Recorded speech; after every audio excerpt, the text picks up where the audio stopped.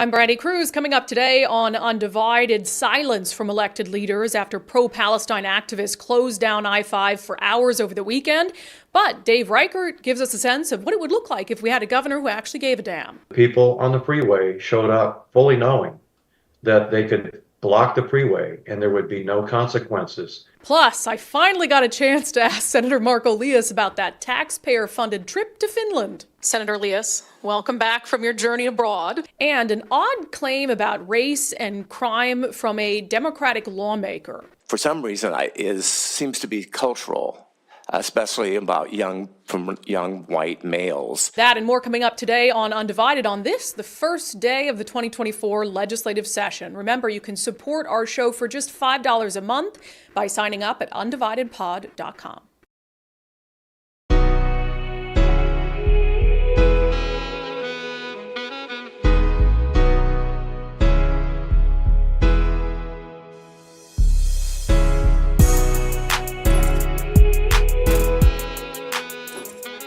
Hello and welcome to unDivided. Thank you for being here. Thank you for your commitment to giving common sense a comeback. Welcome to this, the first day of the 2024 legislative session. It's a short one, just 60 days. There's going to be a lot to cover, a lot to discuss. Don't forget that while we will discuss the happenings in Olympia throughout the live shows during the week, we are starting this Friday a episode that is dedicated strictly to helping to keep you up to date on what happened that week in the legislative session. It'll be brief. It'll hit your inboxes in the morning. It'll be just a 20-minute show. And so certainly we know that throughout the week, you might not have time to watch every single happening in Olympia. So we want to make sure that at the close of every week, you get a good dose of what was going on. So you can anticipate that. That being said, we will talk about some legislative issues on the show today. But first, I want to discuss something that happened over the weekend because it is indicative of so many of the issues that we're having in this state. I really think it boils down to one-party rule, political cowardice, letting ideology get the best of you. But you probably saw the headlines about this. Middle of the weekend, I-5, downtown Seattle, the most important stretch of interstate in the state of Washington, shut down for hours on end by pro-Palestine demonstrators. Our friend Jason Rands was down there taking all sorts of video of what happened. And look, it's so deeply annoying to me, but this is a tactic that has been used over the years by really the same, let's be honest, the same group of activists. They get away with it all the time. And so they took over I-5, they shut it down. They were there for about 3 hours. We looked at video that Jason posted from the backup. There were clearly instances of ambulances that were rendered out of service. You know, we don't have any indication that the ambulances were lights and sirens trying to get to Harborview Medical Center or anything, but certainly if they're stuck in the backup, those are ambulances that cannot respond to people who might need help. So you had this, what I've got to say is a predictable situation with a response from law enforcement that was completely inadequate. And I'm going to get to who do we blame for all of this. But you had, so the highways are the jurisdiction of the Washington State Patrol. That is a state interstate. And so it is ultimately the jurisdiction of the Washington State Patrol to decide how to respond to this incident. But they had other law enforcement agencies that were called in to assist them. That's not particularly unusual either. One of them was the Seattle Police Department. And gosh, this is really one of the things that irks me the most because you had, again, the 6-mile backup. They're diverting traffic, middle of the day. You've got this line of protesters and police trying to negotiate with them, which I think is trying to negotiate with domestic terrorists. At that point, when you are invading people's ability to move freely throughout the state, targeting infrastructure, you are domestic terrorists. So the Seattle Police Department's out there, and they were using something called POET, which is it's a fairly new entity of the Seattle Police Department. It stands for Public Order Enforcement Team. And so you'll see that on the back of their shirts, POET spelled out. And it's basically, you know, I guess their effort to appease sort of the far left activists and say, we're going to go out and try to negotiate with these people who can't be negotiated with. But anyway, the Seattle Police Department was keeping people up to date on Twitter.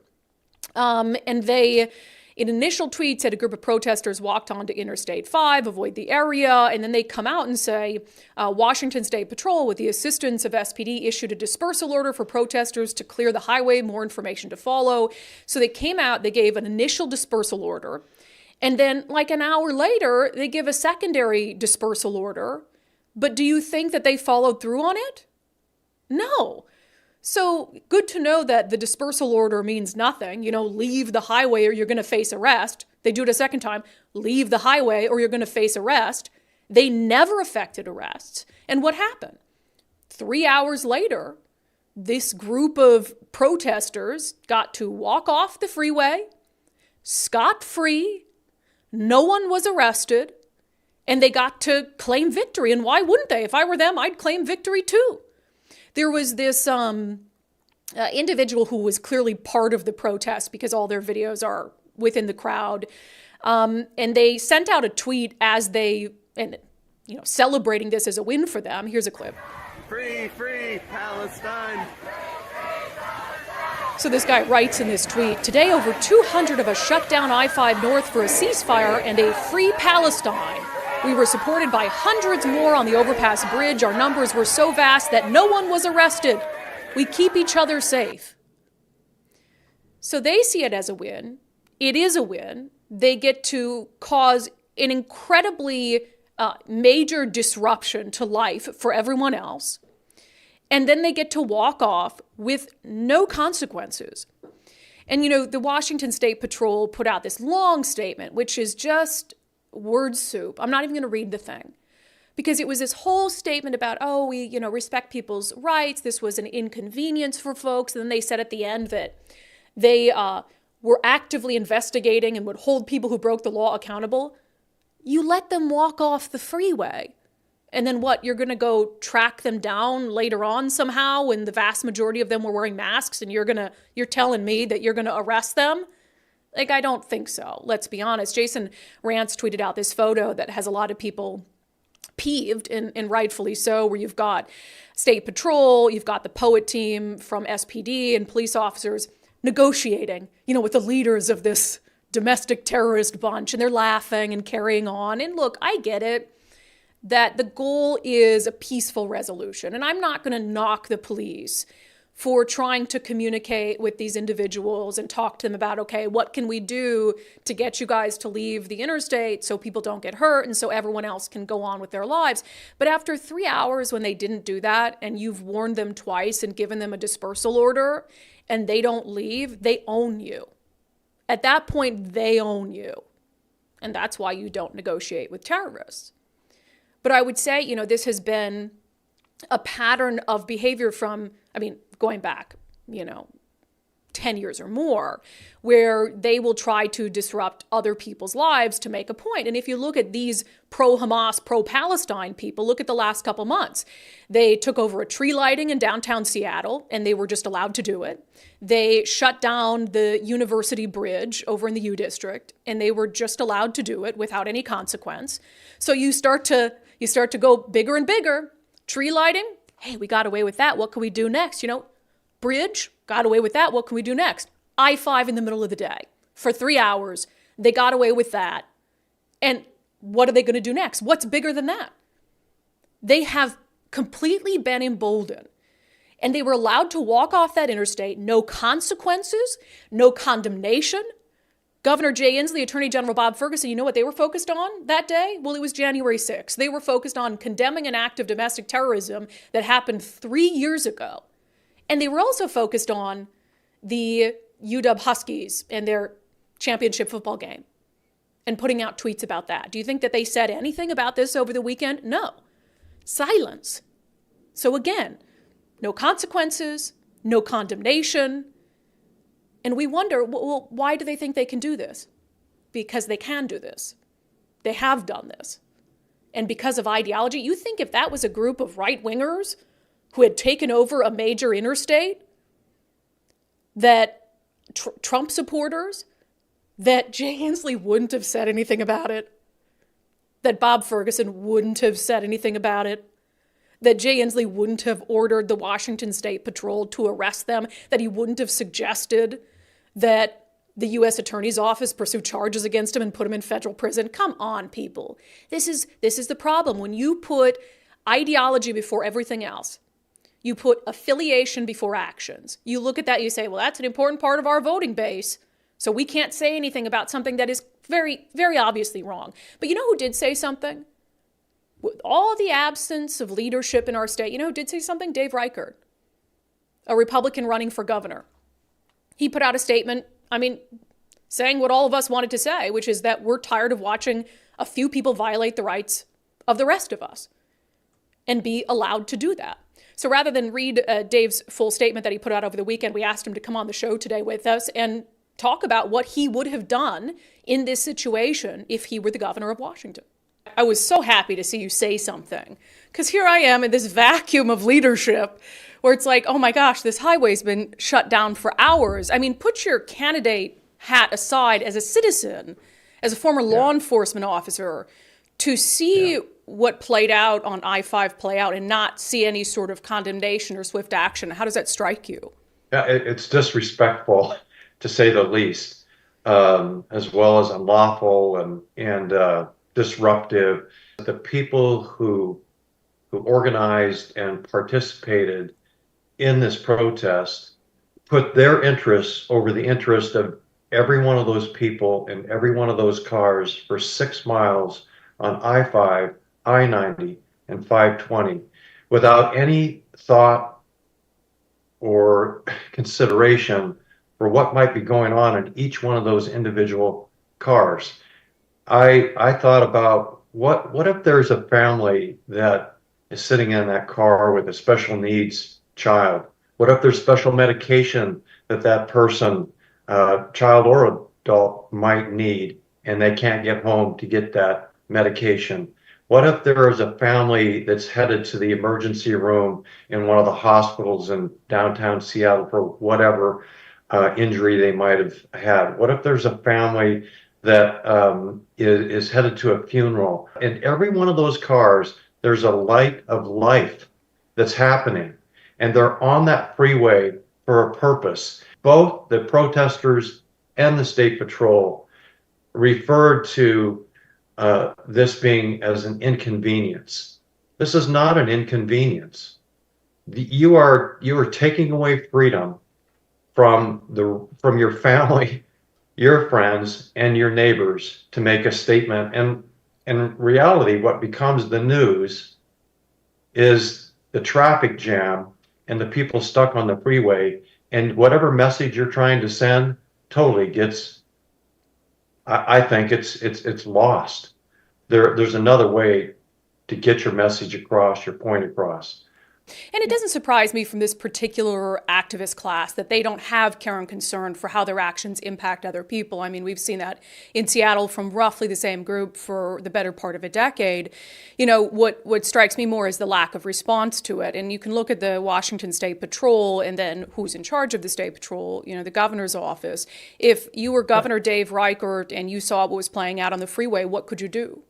You go back to 1999 when I was the sheriff during WTO. Those methods worked once the sheriff's office and the Washington State Patrol were called in to help the Seattle Police Department, and working with the Seattle Police Department leadership. They were relieved when we arrived with help. It's illegal to stop your car in the middle of the freeway. It's illegal to get out and walk on the freeway in the middle of the freeway. It's against the law. If you don't heed the warnings to clear the traffic, to clear the freeway, leave the freeway, get in your car and drive away, then you understand that you're breaking the law. And we have to hold people accountable and responsible when they break the law in this way. Arrest the people, bring some tow trucks, tow the cars away, open the freeway up. We have gotten to this point because over the last several years, we have allowed people to break the law with no consequences. So the expectation of this group when they arrive at the freeway is that we're gonna drive up, block the freeway, and nothing's gonna happen. And then the police are in a position where they're going, okay, if we engage with these folks, if we try to arrest these people, there could be a physical confrontation and someone may get hurt. And now I've got to file a use of force complaint. I've also got to appear in front of a board, tell them why that I arrested why I used this force. They could be the ones charged with a crime. So I get it, but we have come this far because we've let other things go by the wayside, not arresting people. And here we are going, okay, now we've got this massive freeway pileup and we can't do anything because why? We haven't done anything before. Yeah. So if you had been governor, your expectation would have been that after the warnings were given, the Washington State Patrol effected arrests. Yep. I would have brought in buses. We handcuffed people, put them on the metro buses, called SPD, called all the surrounding police departments, and we would have made arrests on the freeway and opened up the freeway for those people. I totally understand the need for freedom of speech, but I do not understand why some people think that their belief, their speech is more important than the rest of those people on the freeway. Yeah. And you mentioned, you referenced WTO, which in fairness was 25 years ago. And the public's attitudes in Seattle around police and use of force when it comes to protests and even riots, as we've seen, has certainly changed, right? And Seattle police in particular have been, for lack of a better word, neutered beyond belief when it comes to what they're able to do to get some of these situations under control. So I guess, if you went in there as the governor and you told your command staff with WSP, hey, we got to arrest these people, we got to move off, you're going to face backlash from certain corners of Seattle, certainly in the activist class. And as you mentioned, police don't feel as empowered to do these things because they're afraid of what the consequences might be. So if we have a Governor Dave Reichert, how do you start to unwind some of the handcuffing of police and some of the really hands-off ways that these types of activists have been dealt with? Yeah, so the first thing that we have to do is to encourage cities and counties and local governments to elect people who support police officers, right? And we saw that the city of Seattle has slowly moved in that direction with the last election of people who understand the need for law and order. That's all we're talking about. We're talking about law and order. We're talking about, again, building that relationship with the police and the community. We need to rebuild that, elect people who support cops, rebuild that connection between police and community where that trust is built up. And third, we need to clearly send the message that now that you have the support of your elected officials, and we have this partnership with people in the community who want their families to feel safe and their businesses to be safe, that there will be consequences. There has to be this expectation of, if I do X, Y is going to happen to me. The people on the freeway showed up fully knowing that they could block the freeway and there would be no consequences. And that's because that is what we have been teaching people over the last several years, is that you can commit a crime and there are no consequences. We need to begin to change that narrative and say, no, people of Washington State want to be treated, clearly get, fairly and equally by the police. You want a professional, highly professional police department, but you have to work with them in order to acquire that sort of professionalism and trust in your police department. And the police department has to have the same trust in the community. And that's when you start to move past things that happened on I-5. Yeah. Let's end with this. You talk about this it's everything that's led up to that point that allowed them to take the freeway and believe, rightfully so, that nothing was going to happen to them. I mean, when I look at this particular group of activists, where they're pro-Palestine activists, just in the last few months, they got in the middle of a Christmas tree lighting and ruined it. They blocked traffic on a bridge in Seattle, and now they've graduated to blocking traffic for hours on the most important stretch of interstate in the state. What do you think is next now that they've gotten away with that?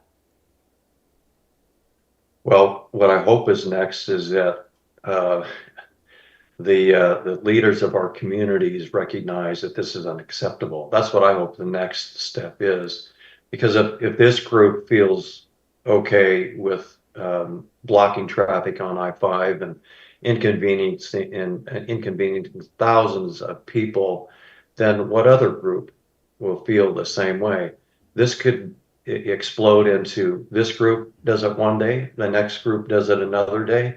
5 days later, another group decides they got away with blocking I-5. I'll block I-5 too. I'll block I-90, 520, and every other major freeway. Our society is slowly devolving into a chaotic state, and we have got to begin to turn this around. And I think in at least the people that I've been speaking with across the state, the majority of people that I'm speaking with are saying, look, we want law enforcement to take action. We want people to be held accountable. We want people to be held responsible for their acts. There has to be consequences. But I also hear them say, we want to have trust in our police department, and we want to build that trust with them and work together with that. Some of the people in the community do not want to have any association with the police. In fact, they'd like to see the police go away. That's not going to happen. So the alternative is work with the police department, work with the Washington State Patrol, work with the sheriff's office, and let's make this a safer community so our police officers aren't put in the position they were put in on I-5, so our communities are not inconvenienced. And it's not just an inconvenience. It's a stripping away of their freedom and their right to move about this state as freely as they want to. Yeah. Dave Reichert, candidate for governor, we appreciate not only your time today, but we've got a governor right now who's more focused on talking about a football game tonight than what happened over the weekend. So I just appreciated someone in some position of authority saying what needed to be said about this. And I hope more leaders step up and do that. So thank you for being here. Yeah, thank you for having me. I just the last thing I really want to emphasize is that if people look at this and they're okay with it, just pause for a second, stop for 1 second, and think about every one of those cars for 6 miles, the light of life, the families in each one of those cars, and the different purposes and or emergencies that they are involved in, and they're stuck on the freeway because a few people decided their issue was more important than anyone else's. Yeah, it's mental. It's mental. This is a mental way of doing business, of leadership, and I say that very, very loosely. And what have I said about the issues vexing Seattle? You can attribute them to, all of them can be explained by the children's book, If You Give a Mouse a Cookie.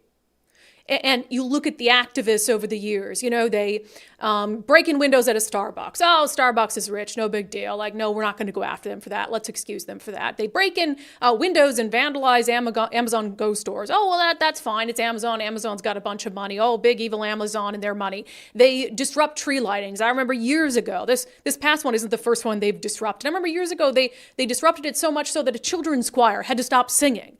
I mean, ridiculous stuff. And then they get away with that. And they block street corners in downtown Seattle. And oh, that's fine. It's just an inconvenience for people who are out there shopping. And the issues that they're down there protesting are much, much more important.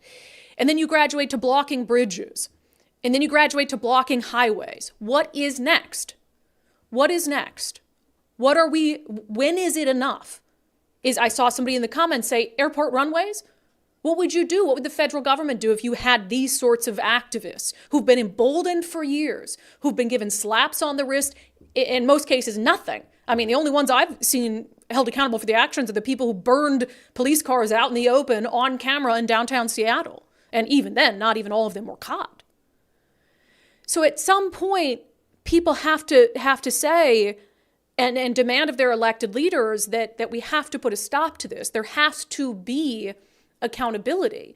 And it's not just activists, it's criminals as well. We have gotten into this, as Dave Reichert pointed out.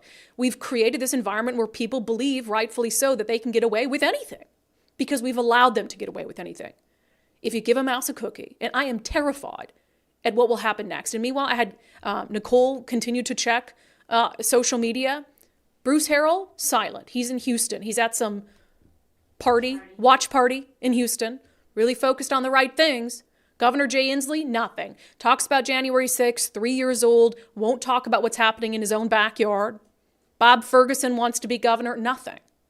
There's no leadership. There's a vacuum of leadership, and there is the cowardice overfloweth.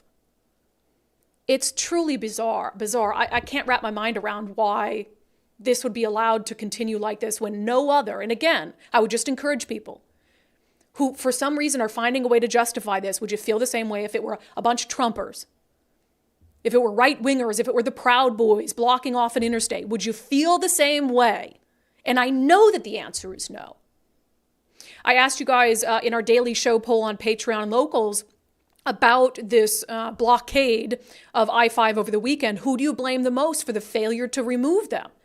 Do you blame the state patrol, Governor Jay Inslee, or do you blame the voters who have been willing to tolerate this sort of response to criminal civil disobedience for far too long? And I kind of threw that voters option in there at the last minute. Most people are saying voters. Most people are saying voters because ultimately that's what it boils down to, right? The voters, to a certain extent, control Governor Jay Inslee. They certainly control his fate and have put him in office 3 times. And then Governor Jay Inslee controls the state patrol. If Governor Inslee got on the phone and told the state patrol, you've issued 2 dispersal orders, arrest them, there's no way in hell the state patrol wouldn't have done it. So when you look at the hierarchy of who is to blame, I have to agree with the voters, because ultimately they could put an end to this. They could have put an end to it a decade ago by not reelecting people like Shama Sawant, by not reelecting Jay Inslee, who even before he was given a 3rd term, claimed he didn't know anything about CHOP, had no idea in the world that these activists had taken over 6 square blocks of the state's largest city. I mean, that should have been, if he had an opponent who would have been, I guess, roughly moderate, I think he could have lost. But they gave him his job back, even despite lies like that, despite excuses like that for people who align with his ideology, who he needs in order to win elections. A couple comments on this poll. Y says that she blames Inslee. The order has to come top down, and State Patrol is under the state government. Thus, Inslee not taking a firm stand against it resulted in this. Mark Fox says, I think the Washington State Patrol will follow whatever policy the governor has in place. If the governor told the State Patrol to remove them, they would have. I agree. Full blame on Jay Inslee. Pretty sure there are plenty of laws already on the books to support removal of protesters. Brad Johnson says, I believe more blame should be on local politicians and the fact that police departments and their officers get sued when they use reasonable force to break up lawful demonstrations. I do agree that there's some blame. I mean, Bruce Harrell should have been out there like, what is going on? Calling on Jay Inslee, because the state controls the interstate.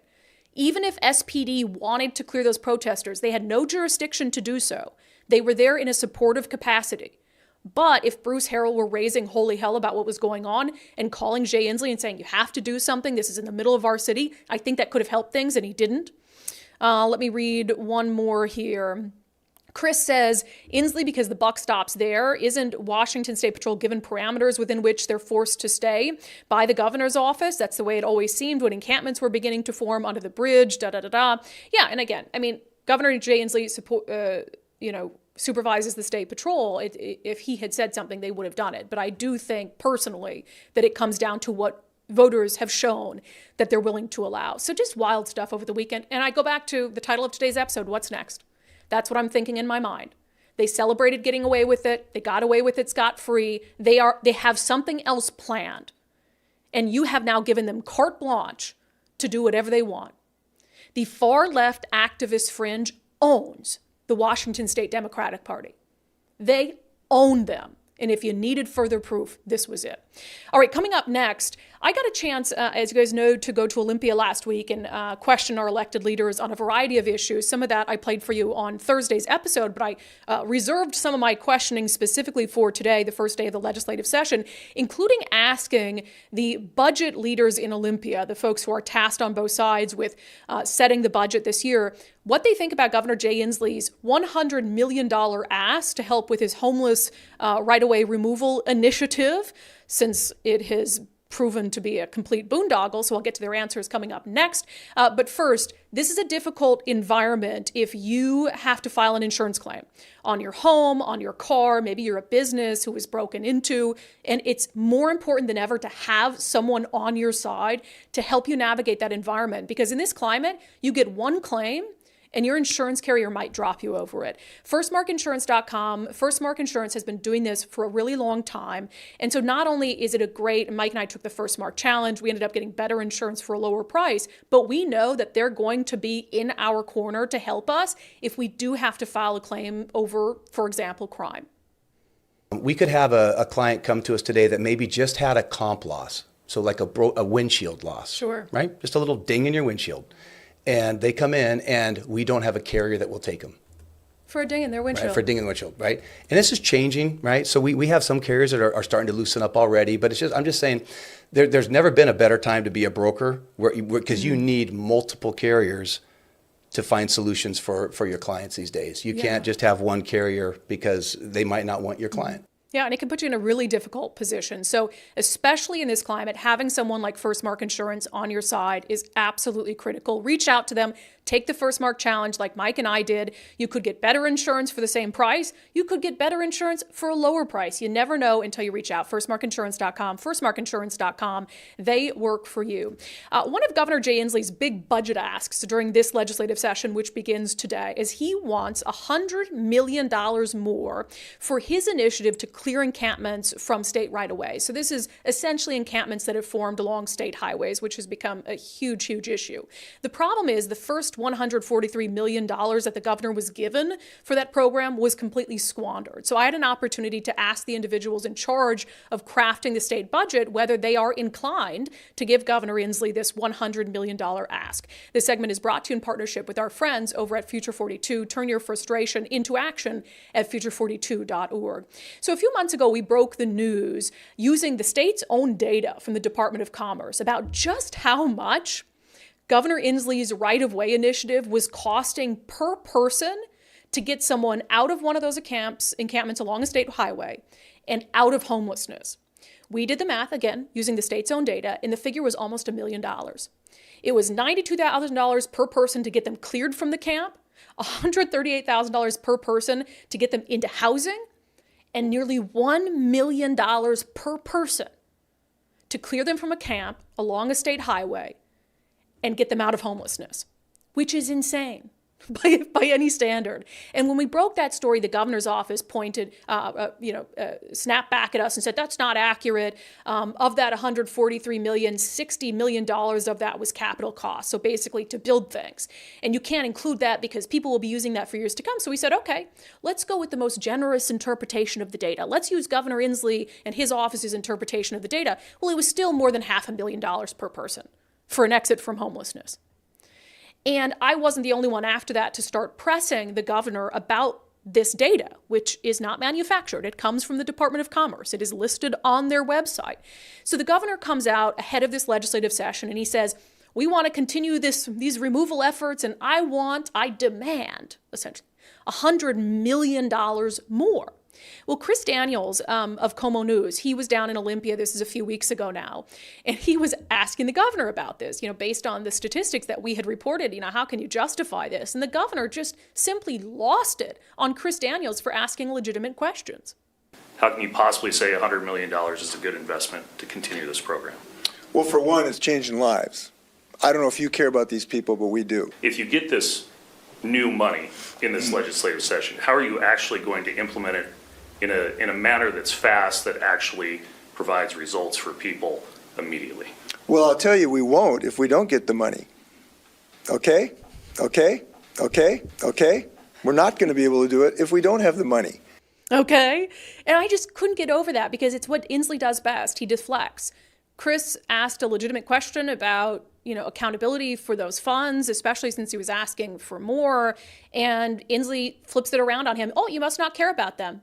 And you know what? If they don't give me this money, then we're just not going to clear anything. And you can let the encampments stack up along the freeways. It's ridiculous. It's his brand of trying to get off the hook. So anyway, down in Olympia last week when I was at the legislative preview, they had a panel of the budget leaders. So these are the budget leaders, Republicans in the House and Senate, and the two Democrats from the House and Senate. And so this is one thing I wanted to ask them about. And so specifically, I asked the Democrats about, the initial $143 million investment, the fact that by our calculation, it's costing about $1 million per person to get them out of one of these camps and into homelessness, and whether they're inclined, given that track record, to give the governor more money.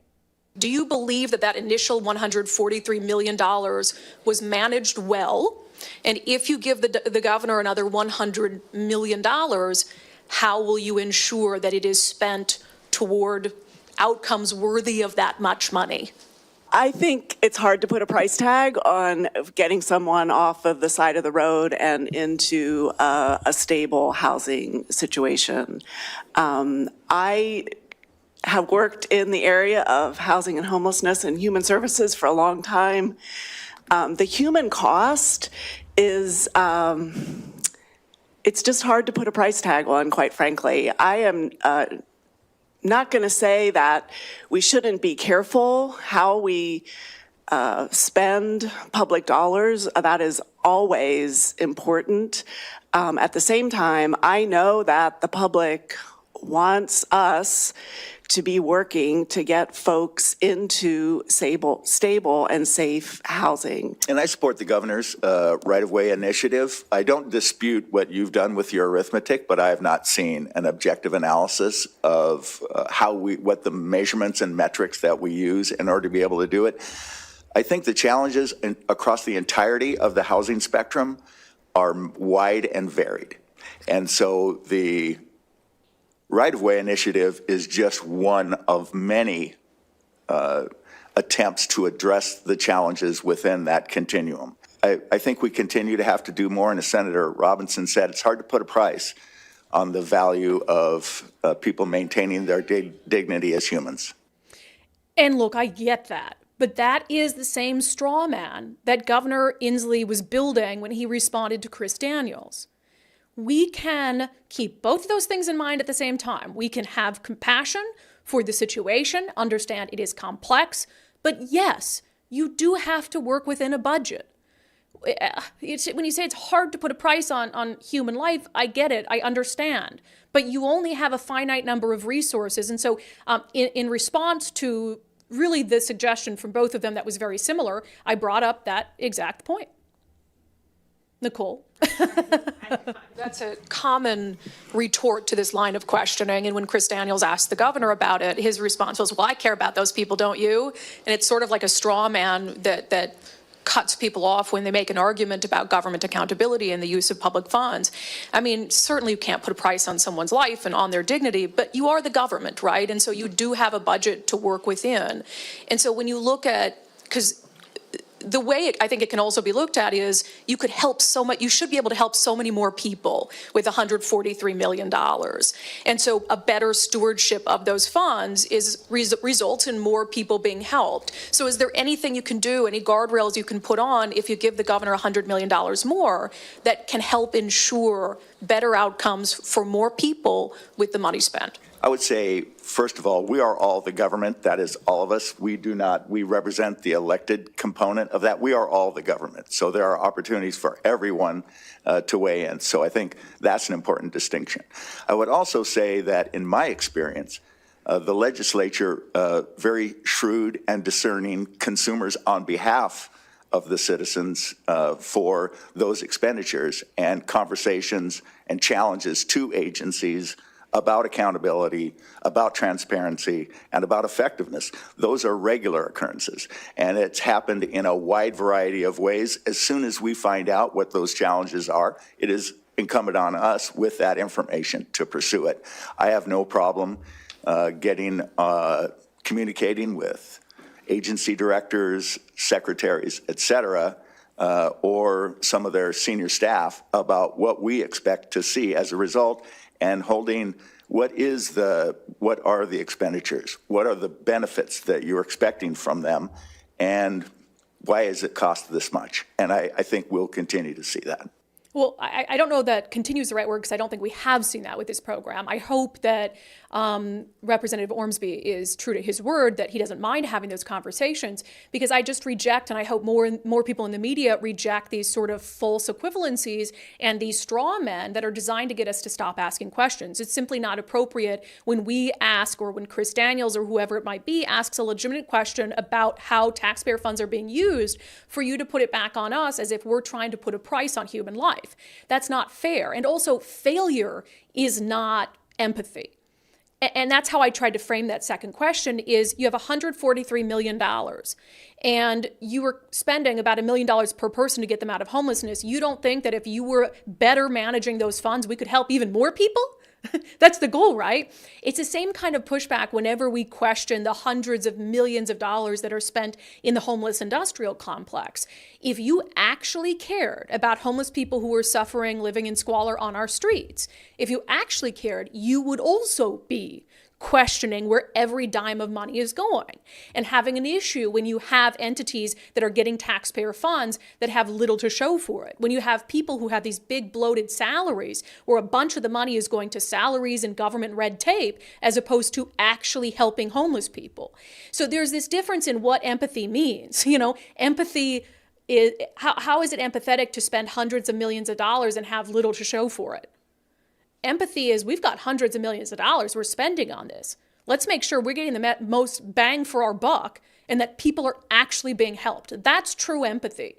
So reject the straw man arguments, which Governor Inslee is very, very, very good at, and which apparently he's not the only one who likes to use those. We can have empathy, we can expect accountability at the same time, and we have to expect both of those things at the same time.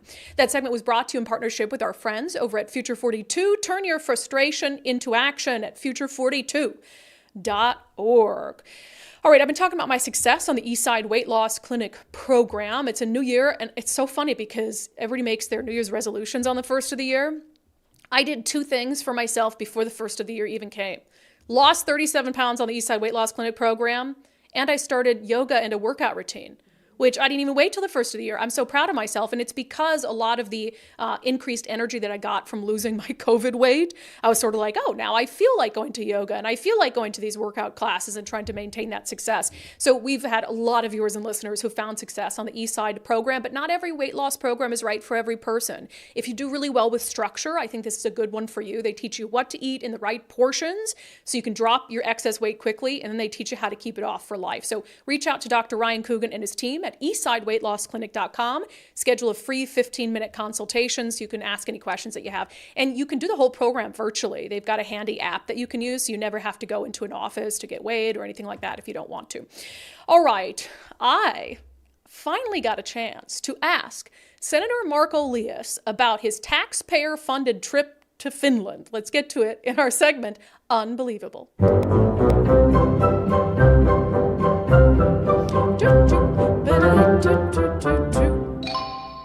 Boop. All right. So you'll recall the story if you're new to the show. Just a little bit of context here. State Senator Marco Liias, who's a Democrat, along with a contingent of other people from Washington, went to Finland to learn how they've reduced traffic fatalities. This is a story we've been reporting on for a while. Traffic deaths are down in Finland. Meanwhile, they're up in Washington state. So Senator Liias was really, really excited to go, and he talked about it a lot, and he did get some pushback over it. And I don't really know who on the far left gave him pushback over it. I haven't understood that because he sent out this tweet, this was a few months ago, saying, I'm excited to visit Finland with colleagues from our state to get inspired to reduce traffic fatalities, which I'm sort of like, you need to travel to Finland to get inspired to reduce traffic fatalities? And he said, response from MAGA right and Seattle left has been virulent. So I guess if the extremes hate the idea of learning from others, it must be a great idea. It wasn't the idea of learning from others, obviously, but there are a lot of ways to learn from others. And I simply didn't understand why he would need to travel on the taxpayer dime thousands of miles away to find out something that he could have easily found out by picking up the phone. So during the legislative preview last week, I got a chance to ask Senator Liias just that. Senator Liias, welcome back from your journey abroad. I know you didn't go on this trip to Finland alone, but you were maybe the most excited about it. So let me just ask, what did you learn in Finland that you could not have learned remotely through phone calls or from meetings? And do you have any sort of ballpark estimate for what that trip cost the taxpayers? Well, as not everybody knows, but the reason I have such a funny name is because my parents are both Finnish immigrants. So it's definitely a delight to help rebuild or build stronger connections with our newest NATO ally and to learn about what they're doing in a variety of fields. We did have a chance, a number of us, bipartisan delegation, to learn about what they're doing in traffic safety. And what I heard loud and clear from the experts there was the single most impactful decision Finland has made to reduce fatalities over the last 2 generations has been to lower the blood alcohol content limit to 0.05. They've had a 0.05 limit since the late 70s and have far lower fatalities on their highways as a result of that. You know, I also would just draw our attention to, we're here on day 4 of the new year. Yesterday, we saw yet another reckless act of violence on our highways. In Tacoma, a man was killed in a hit-and-run collision. So we have a lot to learn here in Washington, whether it's from Finland, or in Finland they told us Norway was even better. So whoever's doing it better, we need to learn about the approaches they're taking. They use a variety of different technologies to help with automated enforcement. They've set a better relationship with how they use alcohol and substances as they drive. They also have better designs in their urban areas that reduce fatalities. So we learned a lot, and you know, I think that the costs and those details, I was not responsible for the delegation, so I would refer that question to the folks that organized. It was the governor's office that led the delegation. They can help walk through those details. But you know, I think it's important and incumbent on us policymakers to go wherever we can, to learn whatever we can to address the crisis that we see in this state. Public safety for my constituents is one of the top issues and priorities, and there's nothing more important in public safety than keeping people alive. And when we see record levels of fatalities, we're at early 1990s levels, 30-year highs in traffic fatalities. I think whatever we can do to learn better approaches, we should be doing, and I'm going to continue doing that and continue advocating for things like the 0.05 limit, more automated enforcement, more state patrol. We haven't adjusted our state patrol staffing levels to keep up with population growth and the number of drivers out there. So I think we've got to look at a broad variety of mechanisms. Finland is adding 500 new police officers in this government's term. So I think we've got to look at our state patrol staffing levels. We need to look at a variety of issues. There was no silver bullet. If they pointed to one thing, it was the blood alcohol content limit, which I think we should continue to work on. Okay, so the cost of it, he has no idea, couldn't even give me a ballpark, says you got to ask the governor's office about that, which I think is ridiculous. I think you know, generally speaking, how much money you spent when you were there, how much the plane ticket costs, accommodations, etc. But to the larger point, he obviously didn't answer my question, so I gave it another shot. Just restate the main question, though. What did you learn by actually traveling there that you could not have learned by staying here and making some phone calls? You know, we learned a tremendous amount. And I think the critical piece is, you know, as we examine policies here in Washington, we have to keep our eyes open to what other people are doing, whether that's other states, whether that's other communities in our partner nations around the world. We have to be learning from others. And, you know, I appreciate that there are folks who think that school children can learn on Zoom. I don't think it's the best way for anybody to learn. I think face-to-face interaction. I think all of us served through some Zoom sessions. The legislature was not as effective during that period. So I think that face-to-face interaction, having a chance we met with the Transportation Committee of the Finnish Parliament, having that chance to meet one-on-one in groups to talk to each other face-to-face about the challenges, what we're learning, what they're learning, what we can do, what they can do, I think is really critically important. And, you know, I'm going to continue as I have in the past to learn as much as I can and bring those ideas back to help keep our Washingtonians safe and alive on our highways. Okay. Yeah. So also not an answer to the question, but, you know, which is you could have done this virtually, but I love how he tried to use an issue that he thought that we would agree with. Oh, I also don't think it's very helpful for kids to learn virtually. Well, then why didn't you speak out about it when it was happening during the pandemic? But you see how he tries to use that to like use it against people who might disagree with the notion that they could have learned all this on Zoom. And all that is besides the point, because as we've discussed on the show before, there's not a lot that the United States has in common with Finland and some of our laws that guide some of these things. And, you know, whether reducing the BAC might work in Finland versus whether it would work in Washington State, given the resources that we have, et cetera. I mean, it's like apples to oranges. I really think that this was Marco Liias who acknowledged there, like, this is where my family's from, wanting to take a trip to Finland before the holidays to go on some, I don't know, shopping expedition or something. And you can't give me a good reason why you could not have done this over the phone, in Zoom meetings, et cetera. And so I summarily reject all of that. Unbelievable. Okay, coming up next, we are going back to the moon, finally, and we're going to drop off some dead people while we're there. We'll talk about this trip coming up. First, it's a difficult environment for landlords right now. We know that in Seattle, certainly, now in Tacoma, where they've passed these strict landlord-tenant protections. And also, speaking of the legislative session, it's being introduced in Olympia right now. Remember, the crazy from Seattle works its way outside, so down to Tacoma, and then it works its way to Olympia, and then we could all possibly be under these crazy landlord-tenant laws that first started in Olympia. So we've been talking to Wes Jones about this of sellwithwes.com. Because one, he's a real estate agent, so he helps sell homes, and he has more and more people coming to him saying, hey, I got to get rid of my rental property because it's just not computing right now. But he's also a small-time landlord himself. He has a couple rental units in Tacoma. He's trying to decide what to do with them. And he just hears story after story about these nightmare scenarios. There is a friend of mine in my neighborhood who has a rental home, and somebody moved in 18 months ago and never paid, got some charity, to pay a portion of it, and now is behind over the last 8 months. Has never paid personally, and come to find out more recently that tenant is a repeat offender and did this to another neighbor in my neighborhood the previous 2 years, and kind of hid behind those those COVID laws that had come up with the eviction moratorium. Yeah. And by the way, we will be keeping our eye on any sort of restrictions at the state level they want to put on landlords, like what we've been seeing in Seattle and Tacoma, because that will have a huge impact on the already low availability of affordable housing and rental units. But if you have a couple rental units and you're just thinking, I cannot make money on them or even break even on them in this environment, reach out to our friend Wes Jones, sellwithwes.com. He can give you a market analysis to talk about how, the market is set up and how your home might do if you decide to sell your rental unit. But also you can commiserate about it because he's dealing with that very same situation right now. Sellwithwes.com, a better way to sell your home. All right, dipping outside of Washington State just briefly, and then I want to go back to what was one of the most shocking things I think I heard during my foray down to Olympia last week. Nicole was sharing this with me and I was like, what? You can do this?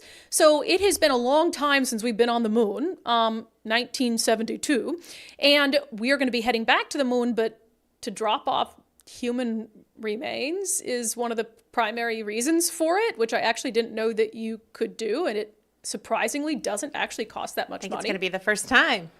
Yeah, well, we'll get into the cost of it because I'm shocked it's not more. This is from CNN. First U.S. moon landing in decades to launch with NASA science and human remains on board. According to CNN, when a rocket makes its inaugural liftoff attempt on Monday, it will carry nothing less than the first lunar lander to launch from the United States since NASA's final Apollo mission in 1972. After reaching the moon, Peregrine, is that correct? Peregrine? Named for the falcon. Peregrine. How do you pronounce the falcon? Nicole just leaves me floundering. Named for the falcon that is the fastest flying bird in the world, will spend some time in lunar orbit before attempting a touchdown on February 23rd. Notably, it will also carry human remains on behalf of 2 commercial space burial companies, a move that sparked opposition from Navajo Nation, the largest group of Native Americans in the United States. Why, you ask? Well, the group contends that allowing the remains to touch down on the lunar surface would be an affront to many indigenous cultures, which regard the moon as sacred. One of those companies offered to carry ashes to the moon for prices starting at around $13,000. I mean, that's a lot of money, but I'm kind of surprised it's not more. And I kind of want to save up and do that. I mean, that would be cool. Like, oh, where's Brandi buried? On the moon. I'm guessing that it's probably ashes that go, right? So it's probably... Yeah, it says ashes. So you probably have to pay for all of those expenses as well. And then you go and get dumped on the moon. I don't know that you really get buried. But yeah, I think it's dumped on the moon. But, you know, this got all the ash on the surface of the moon. And so you just kind of join I think it'd be cool. I think it'd be really cool. I don't hate that idea. So then instead of going to a gravesite and cemetery where they're kind of creepy sometimes, you can just be like, hi, Nicole. Seriously, you can look up every day and be like, hello, peregrine. Now I'm like really bothered by, I think it's a peregrine falcon. Peregrine. Somebody will correct me in the comments. But anyway, yeah, real good reason to go back to the moon for the first time since 1972. Although as they point out, they're doing other things, but they're just going to drop Grandma and Gramps off there while they're at it. So that's very interesting. Fun. All right, let's get to questions and comments really quick. My closing sanity check is just something that I think is baffling, and I'm sure it'll baffle you guys as well. On the blockade of I-5 for 5 hours over the weekend, Liz says, what if you really had to pee? That would be me for sure. I pee like every 10 minutes. Nicole knows. Yeah. Constantly peeing. And what would you do? I mean, I'm sure there are some men who were able to more easily deal with that. But what do you do as a woman? I don't know. Deona Joe Bunker Martin says, so if I go do this protest against climate tax, will I get arrested? If I do, can I sue? Are you going to do a protest against the climate tax? Oh, so if you do this, but the protest is against the climate tax, will you get arrested? I guarantee Inslee would ask for you to get arrested. Bryce and Shada Real Estate says, I've had several conversations lately with friends who are leaning left and are all sick and tired of the lack of accountability. Maybe common sense will make a comeback after all. I think it will. I think we're working on it. Ray Sigmund says, now that they've received a validation that they can get away scot-free, they're going to be back at it soon enough. Oh, 100%. And it's going to be worse. Again, mounting targets, Christmas tree lighting, bridge, I-5. What's next? That kind of terrifies me to even think of. Marksman Hitman. That's dark. All of this stuff reminds me of Back to the Future 2, Biff Tannen Casino, and slackers running amok. I've never seen Back to the Future 2. Well, Biff is the bully, right? Mm-hmm. But anyway, that's Back to the Future too. Little consequences. I guess we could say. Two ladies, Midwest adventures. Most people just want to live their lives and are not realizing how important these changes are. An informed populace is far more important, though the propaganda is strong too. Well, and if you've got one side and leaders on one side who just absolutely remain silent about it, that is, I think, limiting the number of people who know that this, I guarantee there's a lot of people in Washington who didn't even hear about this. And that's sort of concerning because if they're limiting, sometimes I meet people and talk to them and they're just like, I don't really watch the news. And I'm like, gosh, how freeing that would be. But at the same time, it's like, you don't even understand the depth of what's happening around you that you have control over, that you have control to make better. Because you talk to some people who say they're unplugged and, don't watch the show or whatever it is. And you talk to them about, some of these topics we discuss on the show and they're like, wow. I'm like, yeah, I know that's going on. Sometimes people make that something to be proud of, but I'm like, that affects your life. You need to be involved with your life. You need to know what's going on and have those, give yourself power in those decisions. But. Yeah, 100%. On Marco Liias' trip to Finland, Country Guy says it certainly takes a trip of a few thousand miles to find out that drinking and driving is a bad thing and to see the relatives. And that's the thing too. It's like, but also automated enforcement. That's something that's going to run into some serious constitutional issues in the United States. And so it's different than in Finland. But also dropping the BAC, I mean, on its face, if you're looking at 0.05, you might think, well, what's controversial about that? But we don't even have enough state patrol officers to go after the real drunk ones, the real dangerous ones. So if you've got them, spending their time on someone who's 0.05, as much as, I understand that you can still be affected to an appreciable degree, which is actually the standard under law. But then you've got someone blowing by who's a 0.14 and you're distracted with this person. But also the law, as I just mentioned, it already allows for you to give someone a DUI and arrest them if they're below 0.08, because the standard is actually for law enforcement officers. Do they believe the person is affected to an appreciable degree? So you might be, like me, a lightweight, and you might have a few drinks, and your driving is affected to an appreciable degree. So if they can make that case and make it clear why the arrest happened, then, maybe that charge gets lowered at a later date. but they can still arrest you even if you're not 0.08. And I think that's a common misperception. So I don't actually believe that this is a law that needs to go into effect because there's already something there that allows for that. Let's see here. Shine the Light says, Liias will take another Finn trip this year to evaluate climate change. I'm not sure if that's true, but we'll keep an eye on it. Oh, yeah. I don't know if that was just a statement or an actual, are you knowledgeable? I don't know. I doubt that he has the cojones to take a second taxpayer-funded trip to Finland. Really? I don't know. I don't know. If there's a good excuse, he'll do it. I have to laugh at, is there any way you can easily get back to that first Liias clip to play it? Oh, yeah, sure. Hold on, So if you look behind me, Jerry Cornfield, who's a longtime political reporter in Washington, his facial reaction is when I ask Liias this is hilarious. Senator Liias, welcome back from your journey abroad. I know you didn't go on this trip to Finland alone. I thought it was funny. Jerry Cornfield's just his facial expressions behind me the whole time were absolutely awesome. Thumbs up even. Okay, I'm going to get to my closing sanity check in a moment because there was something said that was totally off topic, totally unprompted by a Democratic state lawmaker that I in my seat, literally, I went like this because I couldn't believe he said it. I don't think it's true. And it is so divisive in a way that's completely unnecessary. So we'll get to that in our closing sanity check. But first, we had Zach Abraham with Bulwark Capital Management on the show last week. And one of the things he talked about is in terms of the 2024 election cycle, is you've got regular Americans who are trying to, read what's going to happen with the economy. And if you're close to retirement, this is a tricky thing. And you might be listening to what elected leaders are saying about the economy. But we're in an election year where a lot of those elected leaders have every reason in the world to mislead you, to believe that the economy is strong, to distract you with indicators that they're completely manufacturing because they're trying to win elections.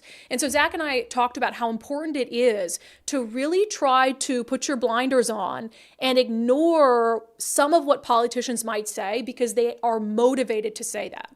It's a tricky game, but we want to keep at least 1 foot on the wagon until we reach that part. But we're looking for that bump in the road going, all right, guys, get ready to jump, get ready to jump. And people are like, oh, you're trying to time the market.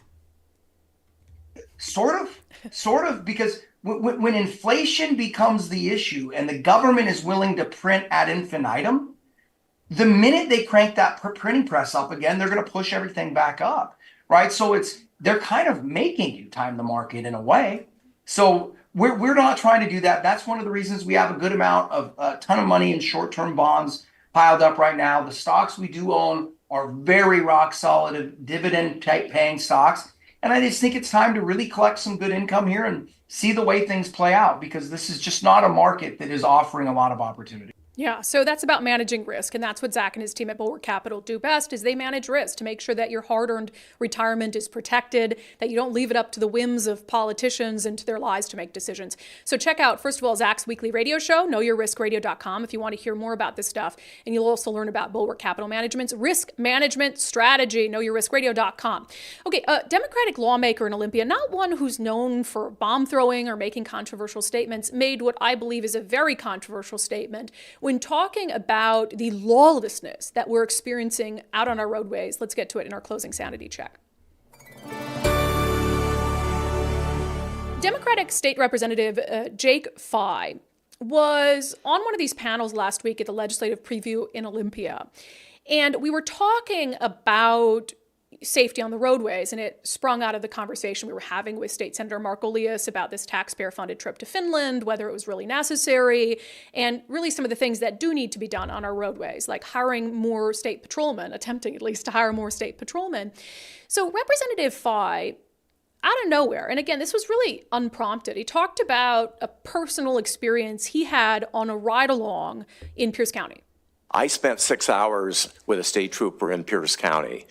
And it was an eye-opener, and I wouldn't have gotten that experience. Had I not had that experience, I might be looking at things differently. I saw people driving 100 miles an hour in the slow lane. I saw getting ready to pull over somebody that was doing 85 only to be passed by someone doing 95.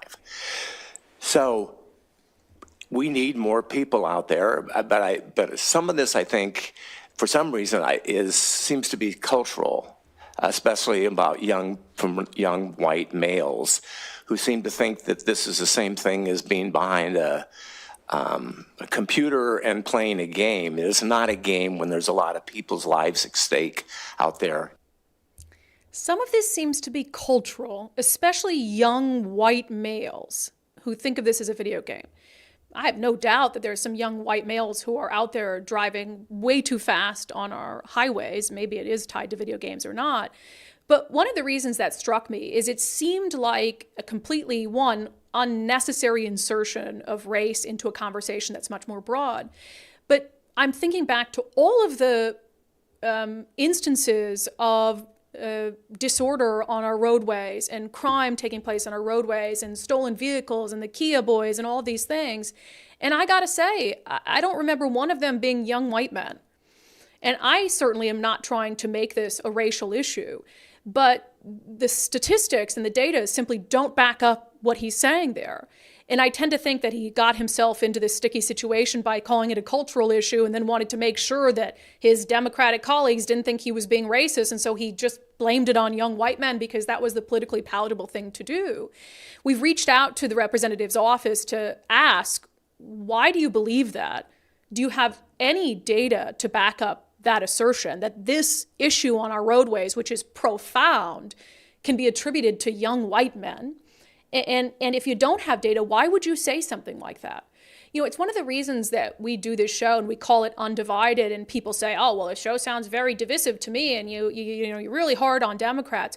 One of the things that we want to do on this show is reject identitarianism, reject these false narratives that are meant to divide us around immutable characteristics like race.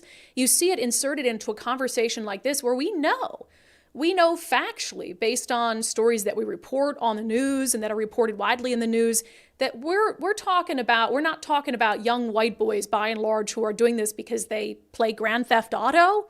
We're talking about serious systemic issues, a disdain for law and order that has been contributed or has been increased because of bad policies in Olympia. So here you have this Democrat. It's insane, chalking it up to young white boys. I really want an answer from Representative Fai's office as to why he would say that, what data he has to back it up, and if he has no data, why he is deliberately trying to make this an issue about race and blaming young white males, because it struck me more than perhaps anything I heard in Olympia last week. All right, that has been it for today's episode of Undivided. Remember, as much as we're going to talk about legislative issues on the show, we are going to add a brand new show on Fridays. It's going to be truncated, about 20 minutes, and it's going to focus specifically on all the big moments from the legislative session throughout the week, so you can look forward to that. If you have not signed up to support our show already, this is as good a time as ever. We really do need the support. We're obviously working hard to bring you more coverage of the legislative session, but we're going into a very important election year. So it's just $5 a month to support the work that we're doing. undividedpod.com, undividedpod.com. We'll see you back here on the live show tomorrow at noon.